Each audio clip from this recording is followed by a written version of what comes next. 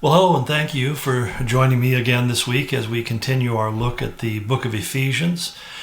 We've been going through chapter 6, and particularly near the end, where Paul really introduces kind of his summation of everything he's saying. He's giving us a lot of particular details about how you and I are to fight the good fight of faith. But now he says, finally, he speaks about understanding that the central issue of our battle is not so much the people around us as it is the spiritual forces that are against us. It's the unseen reality of the world of the spirit that is more a factor in whether we win or lose in the things that we deal with in life than it is the obstacles or the people that sometimes create difficulties or oppositions and resistance. And so his exhortation to us is that in order for us to fight that battle, we have to be fully armed. And the armaments, he goes on to point out, are not of this world, but they are heavenly abilities. They're the only thing that can enable us to kind of stand firm in the face of trials and temptations. And sometimes just holding your ground is as much a victory as advancing. I think in our American culture, we always think of moving ahead, taking ground, expanding our realm of influence or whatever. But the reality is that God has committed to you certain things he wants you to hold on to, protect, and stand firm against. And so he says, we need to be fully armed so that we can hang on to what we've already received and not so much that we would take new territory, but that we wouldn't lose what God has already given to us. And so I think this is kind of a way of looking at our lives a little bit differently, because sometimes one of the difficulties we have in just spending time each day preparing our hearts, our minds, our souls really, through the study of God's Word or the reading of it and in prayer, is we feel like we should be out doing something. We should be making something happen. And as I talked to someone about prayer last time, my pastor used to always say that prayer is where the battle is won or lost. And he said it's service or ministry or activity, if you will, is only claiming the spoils of our victory. So we need to learn how to hold the ground that we have. And again, because he says, recognizing who the enemy is. He said in his earlier that it was the powers of this dark world and against the spiritual forces of evil in heavenly realms. So it's interesting. There is a worldly present cosmos, the world in which we live, the society, the culture, that tends to be really, really dark. And there are powerful entities, both spiritual and carnal, that seek to hold ground in this present world. We think about people who are striving for corporate, political, military power. They're really dark forces in this world who have diabolical intentions. I really believe that increasingly we find that politicians and people in political power are given more and more to what I call the narcissistic or sociopathic personality characteristics. Throughout history, there's been people who are just flat out psychopaths, men like Adolf Hitler or Joseph Stalin. These were psychopathic personalities, and I think you could even probably, no offense to the French, but probably you could put Napoleon in that same category. These are people who really have no remorse or concern for other people. It's all about themselves. They're willing to expend your time and your treasure, even your very life, to advance their agenda. So these are forces that exist in the dark world, and I think oftentimes when I look at a lot of the political workers in this world, people who are involved in high-level political machinations, these people have really been co-opted by darkness. They have become really the minions of demonic forces, and they certainly rarely recognize that, although sometimes they do.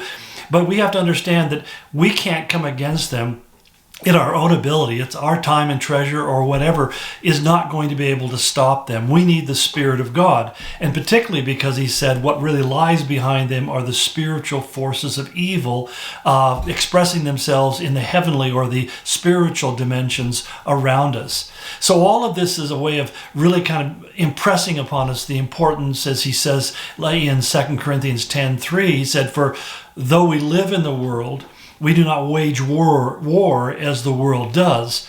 And he said, the weapons we fight with are not the weapons of the world. On the contrary, they have divine power to demolish strongholds. And then he says what those strongholds are. We demolish arguments and every pretension that sets itself above the knowledge of God, and we take captive every thought to make it obedient to Christ. So it's an interesting way that Paul expresses it to the Corinthians, because essentially he says, don't look at your intellect, your physical strength or endurance or energy, your hard work ethic, or your financial resources, or your network of connections that you have, the kind of things that people often turn to first in order to address the problem.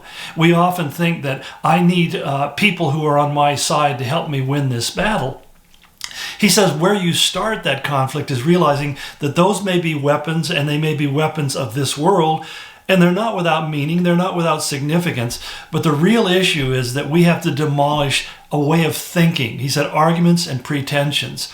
That there is in every culture what we call the Zeitgeist, the Germans call it, the spirit of the age, the way of looking at reality and interpreting it and trying to live it out.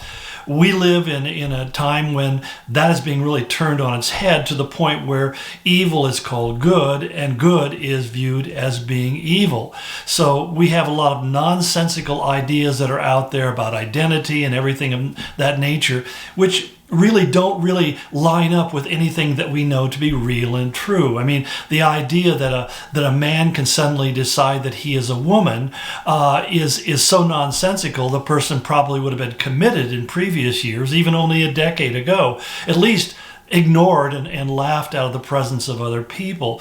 But today, these people not only are taken seriously, but they're elevated as if they have some kind of higher level of consciousness. The simple fact of the matter is, Jesus said, you can't change the color of your hair, you can't change the shape of your body. There's nothing that you can alter, that God has made you the way you are. And basically every one of us came out of the womb of a woman. We didn't come out of the womb of a man who decided he was going to be a woman. We came out of the womb of a woman. As one comedian put it, we had to pass between the legs of some woman somewhere. That's where we all came from.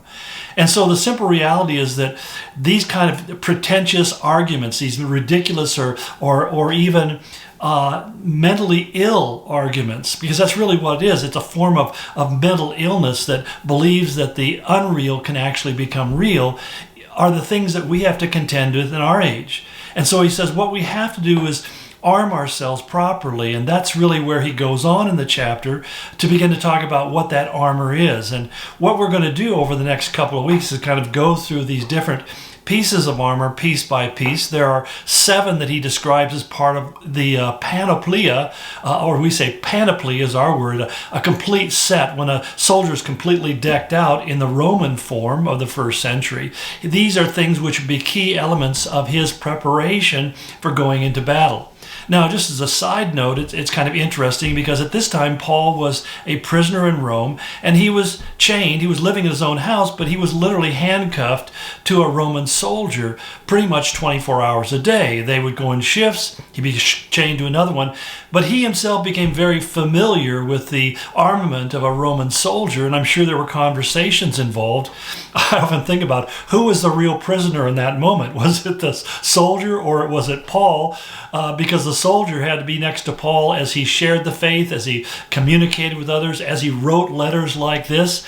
And I often wonder if he didn't have conversations with them about their armor and the role it played as they went into combat and served their nation. Well, these 7 pieces of armor he calls is the belt of truth. The second is the breastplate of righteousness. He talks about having the feet shod with the preparation of the gospel of peace, the helmet of faith, in other words, covering our head, the sword of the Spirit, and the 7th weapon that he doesn't really assign to anything that was on the equipment of the soldier is the issue of prayer. And so that's where we're going to pick it up tomorrow as we go on. We're going to talk about standing firm with a belt of truth buckled around your waist. So I look forward to continuing this conversation tomorrow, same place, same time. God bless you.